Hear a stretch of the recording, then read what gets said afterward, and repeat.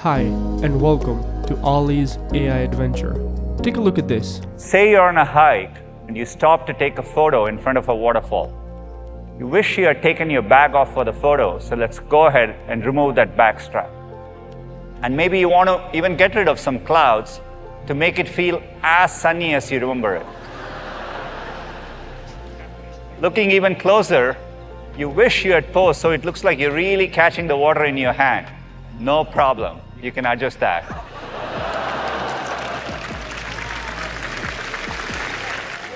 This was a moment at Google's I/O conference for developers. The way the crowd responded to this moment reminds me a little bit of the time when Steve Jobs scrolled on the iPhone for the first time in public. Well, how do I scroll through my list of artists? How do I do this? I just take my finger and I scroll. Now obviously, Google's keynote wasn't on the same magnitude, but you can sense something, that little spark of delight in seeing something digital that was visually surprising. I think it's likely that as time goes on, AI will continue to surprise us in a similar way to the first iPhone did.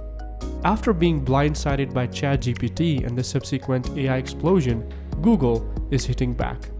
And they showcased just what they are capable of when given clear direction and goal, from automatic email generating to conversational search engines and the AI discovery of molecular syringe. It's all very interesting stuff, which shows you just how quickly the world is about to change. But how are the risks going to be balanced by Google? In this episode, we'll take a look. I've been reflecting on the big technology shifts that we've all been a part of. The shift with AI is as big as they come. And we are doing this responsibly in a way that underscores the deep commitment we feel to get it right. So on behalf of all of us at Google, thank you and enjoy the rest of I/O. It's clear that Google sees this as a big moment in the history and in world's history. Think about it in this way. Google's most valuable product is search, by which they brings in about 60% of profits. If Google is willing to risk putting AI into their Google search, the center of the multi-billion-dollar income stream, AI can no longer be called a fad. It's here to stay. It's not an NFT or a meme coin. It's a new class of legitimate product, a digital assistant for your new workflow. Eventually, no matter what job you do, AI assistants will help you do the repetitive, boring stuff, or at least that's the plan anyway. The implications of this are huge. It's changing vast swaths of industries like the web did, but 10 times as fast. In May of 2023, Google unveiled their AI game plan to the world. Google's main strategy was to integrate all of their AI research systems into their products. Now Microsoft Bing had their chance to corner the market, but it seems like they couldn't capitalize on their lead fast enough. Bing AI turned out to be even weaker than ChatGPT. It is useful for some stuff.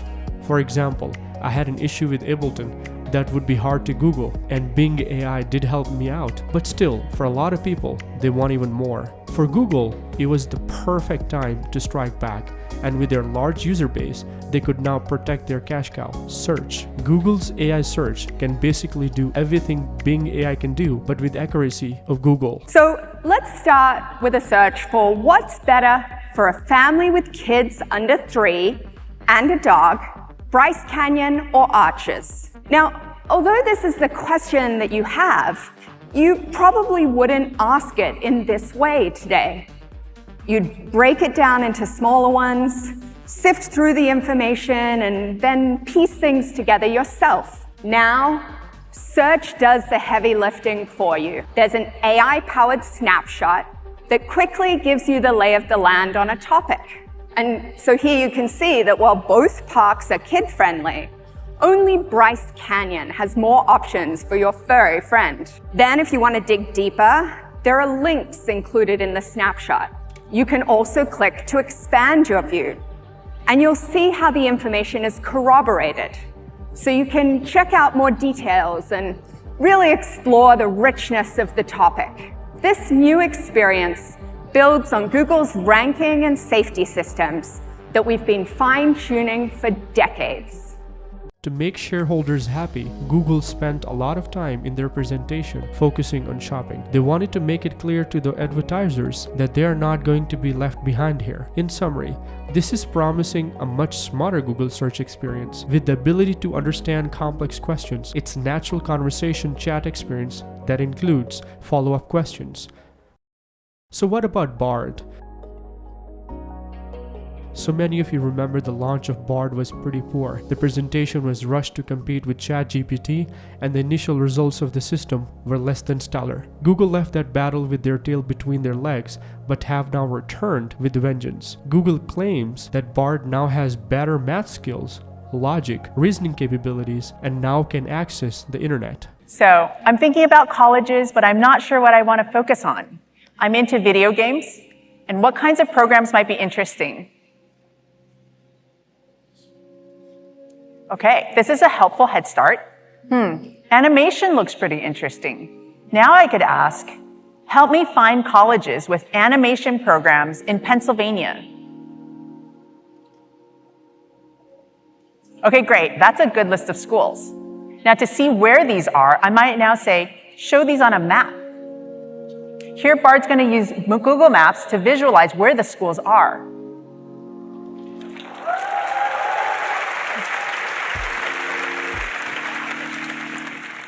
Now let's start organizing things a bit. Show these options as a table. Nice. Structured and organized, but there's more I want to know. Add a column showing whether they're public or private schools.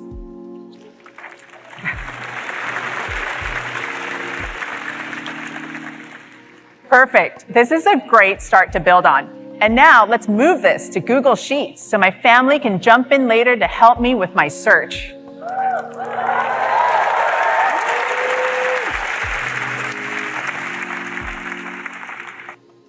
Okay, now that's a taste of what's possible when Bard meets some of Google's apps. But that's just the start.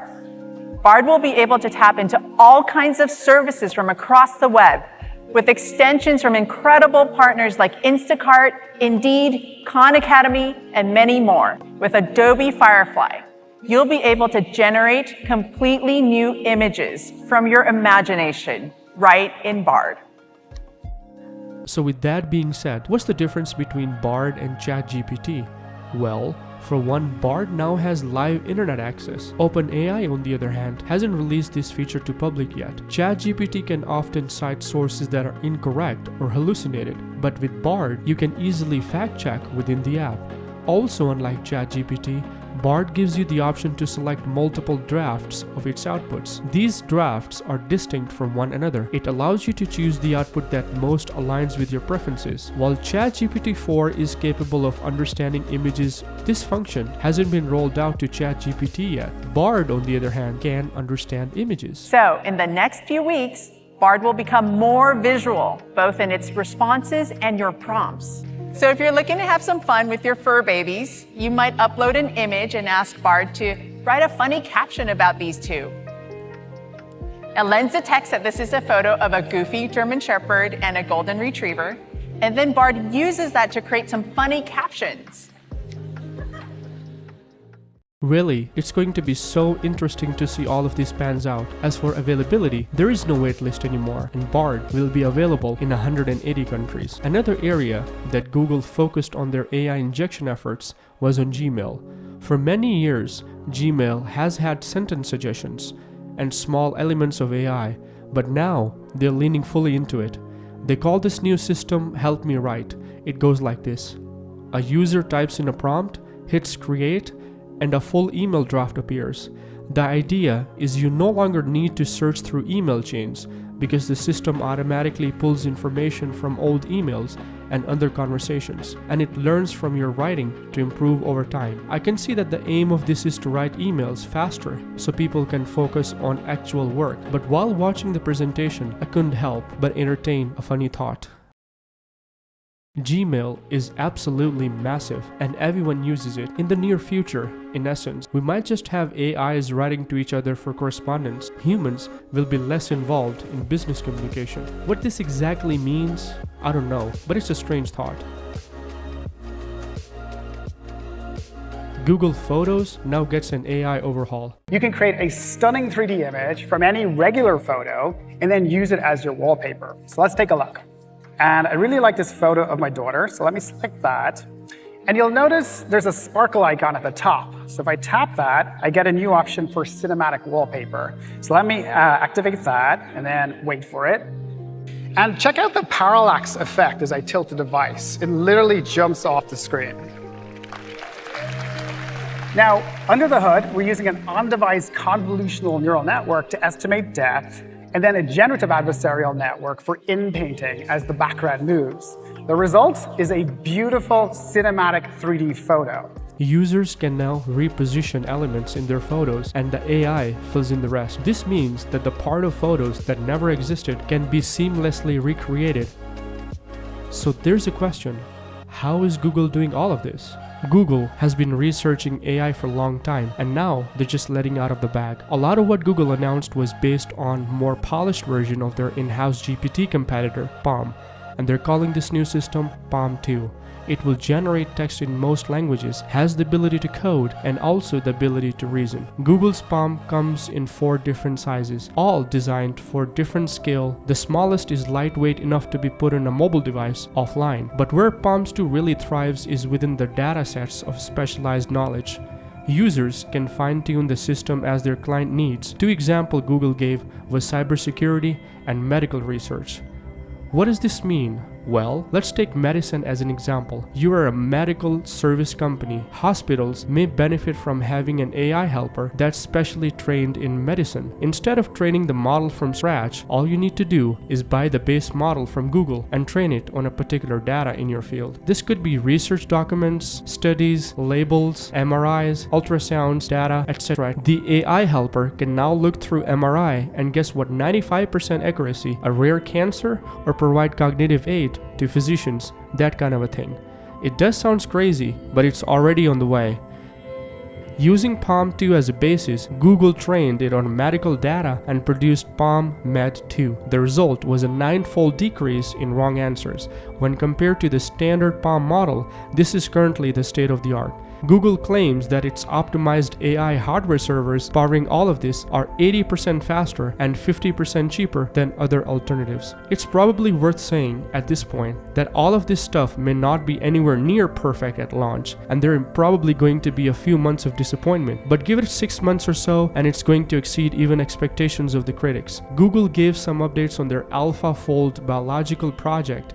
They stated that 400 million years of progress was made in space of weeks. Our field-defining research is helping scientists make bold advances in many scientific fields, including medical breakthroughs.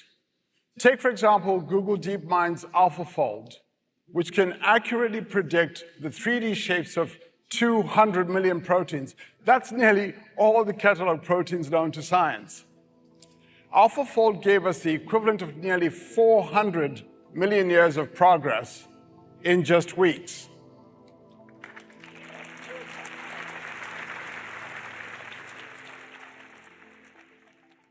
An interesting outcome was molecular cancer syringe. So far, more than 1 million researchers around the world have used AlphaFold's predictions, including Feng Xiang's pioneering lab at the Broad Institute of MIT and Harvard. In fact, in March this year, Zhang and his colleagues at MIT announced that they'd used AlphaFold to develop a novel molecular syringe, which could deliver drugs to help improve the effectiveness of treatments for diseases like cancer.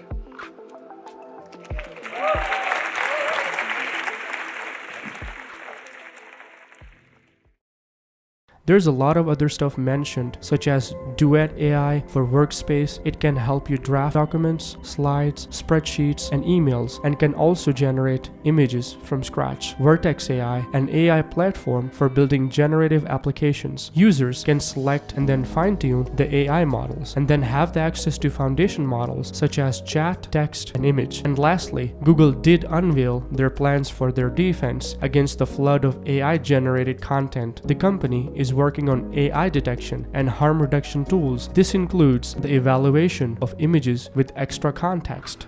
As we invest in more advanced models, we are also deeply investing in AI responsibility. This includes having the tools to identify synthetically generated content whenever you encounter it. Two important approaches are watermarking and metadata. We are building our models to include watermarking and other techniques from the start. As we begin to roll out the generative image capabilities, like Sundar mentioned, we will ensure that every one of our AI-generated images has metadata, a markup in the original file to give you context if you come across it outside of our platforms. Not only that, creators and publishers will be able to add similar metadata, so you'll be able to see a label in images in Google search marking them as AI-generated.